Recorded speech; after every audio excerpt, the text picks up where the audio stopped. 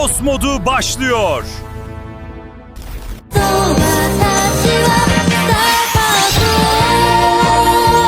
Sıfır bilgiyle Brawl Stars karakterlerini inceliyoruz. Sıradaki karakterimiz Star Nova. Gizemli bir suikastçı kendisi. Gördüğünüz gibi yıldız tozundan yapılmış mükemmel bir anime karakteri demek isterdim. Fakat cosplay ile kafayı bozmuş. Kendisini shonen animesinde sanan, ayrıca birazcık da psikolojik yardım alması gereken bir karakter. Ama şöyle karakter tasarımına baktığımızda mükemmel devasa bir kılıcı var, muhtemelen onu da 3D yazıcıyla yaptı. Kıyafeti, saçlar harika, çok da bir Wings Club vibe'ı veriyor. Şöyle karakteri incelemesine geçmeden bir aksesuarlarına ve yıldız gücüne bakmak istiyorum öncelikle. İlk aksesuarımız uçuşma zamanı. Yer çekimi karşıtı bir cihaz yerleştiriyormuş. Yani kendisi zaten uçuyor, aklı havada, takım arkadaşlarını da uçuruyormuş. Gerçekten değişik. 20 saniye bekleme süresiyle beraber çok enteresan bir aksesuar. İkinci aksesuarımız da dostluk ve adaletin parlayan yıldızı. Düşmanlara hasar verip kendi takımını da 800 puanı iyileştiren bir enerji topu ateşliyor. Yani suikastçı olmasının yanı sıra ayrıca mükemmel de bir destek olarak kullanılıyor karakter.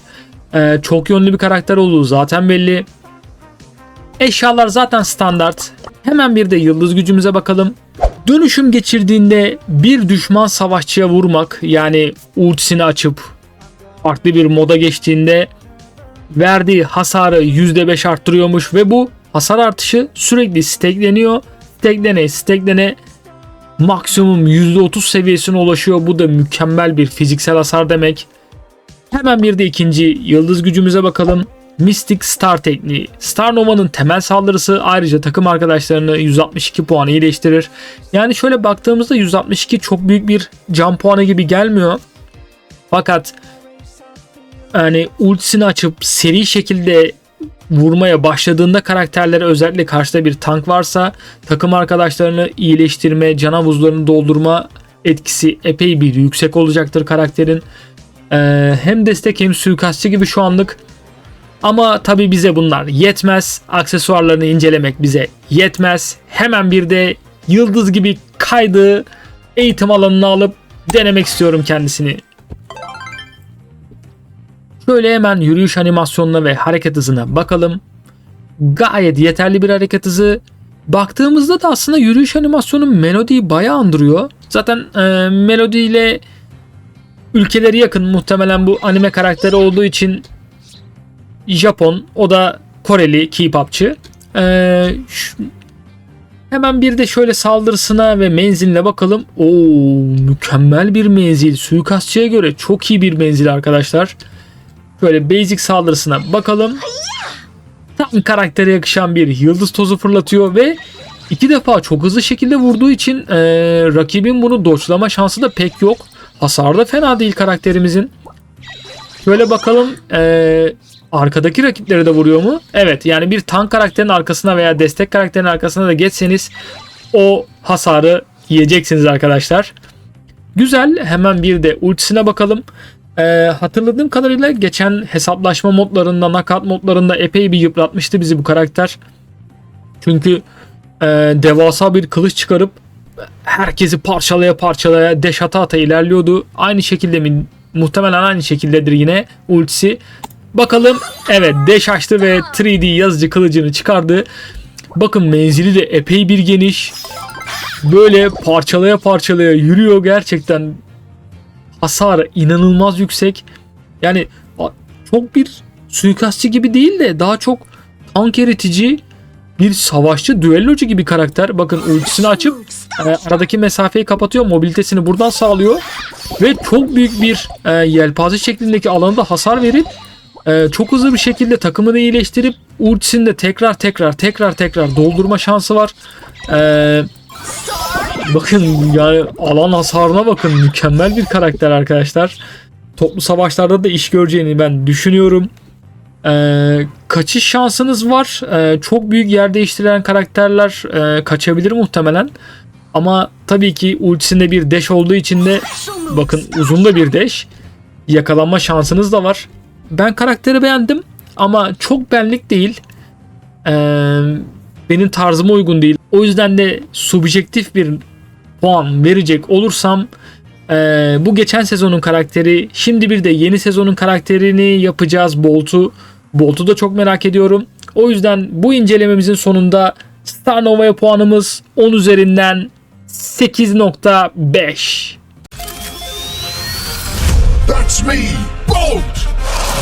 The greatest battle bomber of all time. I was built for the arena. But in my heart... Sıfır bilgiyle Brawl Stars karakterlerini inceliyoruz. Sıradaki karakterimiz Bolt. Destansı bir Tank Bolt. Oyuna eklenmesine de tam olarak bir gün kaldı. Biz de bu Robotobrix'e bir ön inceleme yapalım istedik. Kendisi bir oyuncak olarak tasarlanmış. Fakat hayali Hızlı ve Öfkeli 17 filminin kadrosuna katılıp sonsuz bir hız yapıp hayatını yaşamakmış. Yani gördüğünüz gibi oyuna gelen yeni bir mekanik bu resmen. Hız mekaniği eklendi oyuna. Çok merak ediyorum karakteri. Ama ondan öncesinde bir de hemen aksesuarlarına ve yıldız gücüne bakmak istiyorum. Aksesuarlarına baktığımızda birinci aksesuar yağ değişimi. Bolt mevcut hızına bağlı olarak 2000 ila 4000 puanlık bir sağlık kalkanı kazanır. Yani bu karakter hızlandıkça sürekli W'ye basıp ileri gittikçe bir sağlık kalkanı kazanıyormuş. Bu da demek oluyor ki oyunu resmen Forza Horizon gibi oynamanız gerekiyor. Hemen bir de ikinci aksesuarına bakalım. Zıplayan top. Bolt hedef konuma zıplar ve alan hasarı verir. İniş yaptığında duvarları ve engelleri yıkar ama tüm hızını kaybeder. Yani bu demek oluyor ki önüne çıkan her şeyi yok edebilecek bir güce sahip. Yani şişko bir Hot Wheels kendisi. Body shaming yapmak istemezdim ama hemen bir de yıldız gücüne bakalım. Uçan uçana. Bolt en yüksek hızdayken düşmanları havaya fırlatır. Yani sürekli W'ye basıp belli bir şarj yaptığınızda rakibe çarpar çarpmaz rakibi havaya sıçratıp belli bir süre muhtemelen stunlıyorsunuz, sersemletiyorsunuz rakibi. Bu da çok iyi bir özellik. İkinci yıldız gücü de toplu saldırı. Bolt süperi boyunca alan kontrolünden etkilenmez ve en üst hızının %15 kadarını kazanır. Yani daha da hızlanan bir karakter var. Daha da fazla sağlık kalkanı kazanan bir karakter. Ayrıca hiçbir alan kontrolünden etkilenmez diyor. Yani bu League of Legends'daki Malphite'in ultisi gibi o sırada engellenemez bir duruma geçiyor. Yani gerçekten oynanış olarak, mekanik olarak çok hoşuma gitti şu anda anlatılanlar. Hemen ama tabii ki eğitim alanına alıp bir de kendimiz elimizle denemek isteriz karakteri. Şöyle hemen bakalım. Evet, ilk başta yavaş, sonradan şöyle bir düz gidersek bakın bir şarj doluyor. Oo, hızlanıyor karakter. Hızlı ve Öfkeli filmindeki gibi, Forza Horizon gibi, Need for Speed gibi. Bakın şuna bakın, süper. Tabi ama bir manevra yaptığımızda yavaşlıyor tabii ki. Bir saldırısına bakalım. Şöyle bir saniye.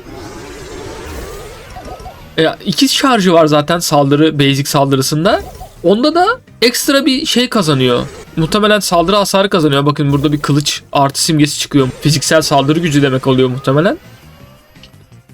Şöyle rakibe...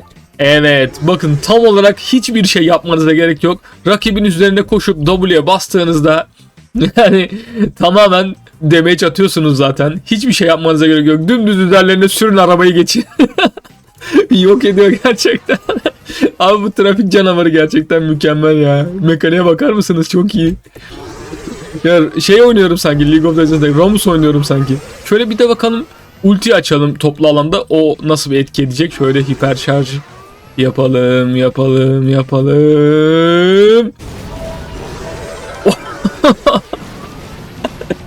Adamlara kamyon çarptı sanki ya. 32 teker tır ezdi adamları resmen. Abi çok eğlenceli oynaması yalnız.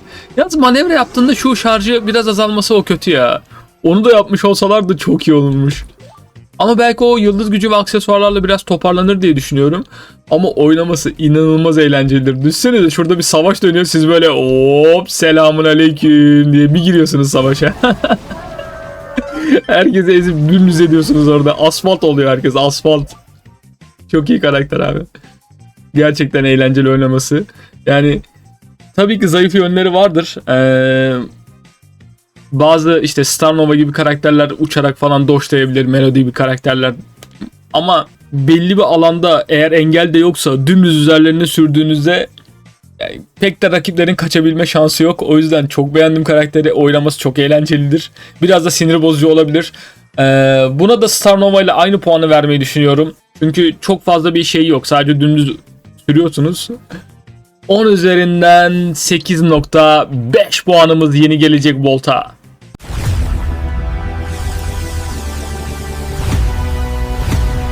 Kaos modu şimdilik sona erdi.